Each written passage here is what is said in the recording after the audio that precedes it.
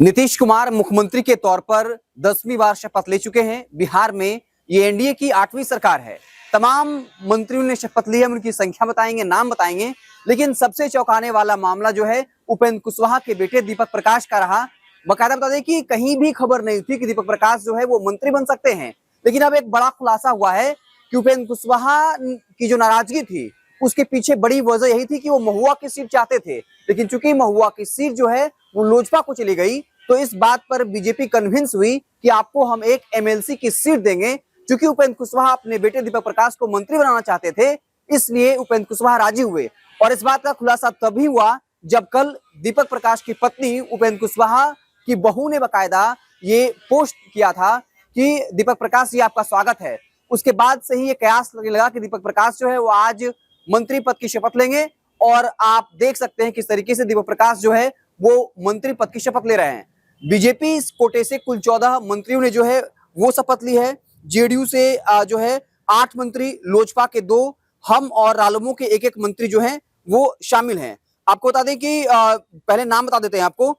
नीतीश कुमार ने मुख्यमंत्री के तौर पर शपथ लिया है। सम्राट चौधरी उप मुख्यमंत्री, विजय कुमार सिन्हा उप मुख्यमंत्री, विजय कुमार चौधरी, विजेंद्र प्रसाद यादव जेडीयू, श्रवण कुमार जेडीयू, मंगल पांडे मंत्री बीजेपी, दिलीप जायसवाल मंत्री बीजेपी, अशोक चौधरी जेडीयू से मंत्री बने हैं, लेसी सिंह जेडीयू से, मदन सहनी, नितिन नवीन, रामकृपाल यादव, संतोष सुमन, सुनील कुमार, मोहम्मद जमा खान, संजय सिंह टागर, अरुण शंकर प्रसाद, सुरेंद्र मेहता, नारायण प्रसाद, रमा निषाद, लखेंद्र कुमार रोशन, श्रेयसी सिंह, प्रमोद कुमार, संजय कुमार सिंह, दीपक प्रकाश रालमू, इन लोगों ने जो है मंत्री पद की शपथ ली है।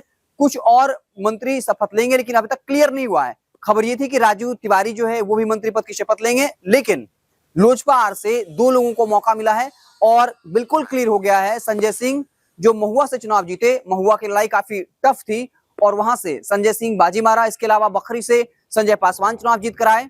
ये कहा जा रहा है कि चिराग पासवान ने 3 मंत्रियों की मांग की है, क्योंकि 6 विधायक पर 1 मंत्री, ऐसे में चिराग पासवान का 3 कोटे पर हक बनता है। 2 मंत्रियों की शपथ ले चुके हैं। खबर है कि राजू तिवारी भी, जब भी अगली बार शपथ होगा तो राजू तिवारी जो है वो शपथ लेते हुए देखे जा सकते हैं। वहीं रालोमो से दीपक प्रकाश जो उपेंद्र कुशवाहा के बेटे हैं, उन्होंने मंत्री पद की शपथ ली है। स्नेहलता उनकी पत्नी चुनाव में खड़ी हुई, जीती भी। यहां तक कल तक ये खबर थी कि स्नेहलता जो है वो मंत्री बनाई जाएंगी, लेकिन अचानक दीपक प्रकाश की एंट्री होती है और वो मंत्री पद की शपथ लेते हैं। इसके बाद हमने वो तमाम लिस्ट जो है आपको बता दी है कि जेडीयू से कौन कौन लोग हैं जो मंत्री बने हैं। बहुत ज्यादा फेरबदल नहीं हुआ है। श्रेयसी सिंह और रमा निषाद जैसे नए चेहरे को मौका मिला है। बाकी चाहे मुख्यमंत्री हो, उप मुख्यमंत्री हो, सारे पद जो है वो रिपीट हुए हैं। कई तरह की खबरें थी कि सम्राट चौधरी को साइड कर सकती है बीजेपी, क्योंकि जिस तरह के आरोप लगे, अशोक चौधरी पर 200 करोड़ घोटाले के आरोप लगे थे। लेकिन लगभग जो मंत्रालय है, मंत्री है, वो रिपीट हुआ है। और दीपक प्रकाश सबसे ज्यादा चर्चा में इसलिए आए कि क्योंकि जो है कल तक किसी को भनक भी नहीं थी कि रालोमो से दीपक प्रकाश, जो शायद ही मीडिया की सुर्खियों में रहे हों, लेकिन कहा जाता है कि वो संगठन के लिए काम कर रहे थे।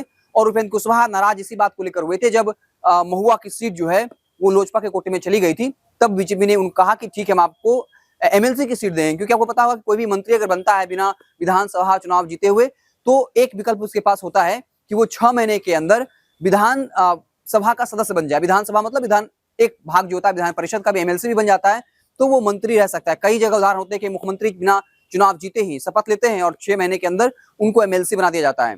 तो जो भी सस्पेंस था अब वो खत्म हो चुका है। गांधी मैदान, ऐतिहासिक गांधी मैदान में बाकायदा ऐतिहासिक शपथ ग्रहण हुआ, समारोह हुआ।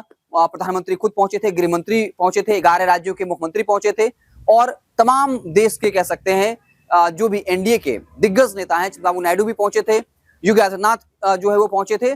तो सारे लोगों की उपस्थिति में बाकायदा शपथ ग्रहण समारोह जो है वो खत्म हो गया।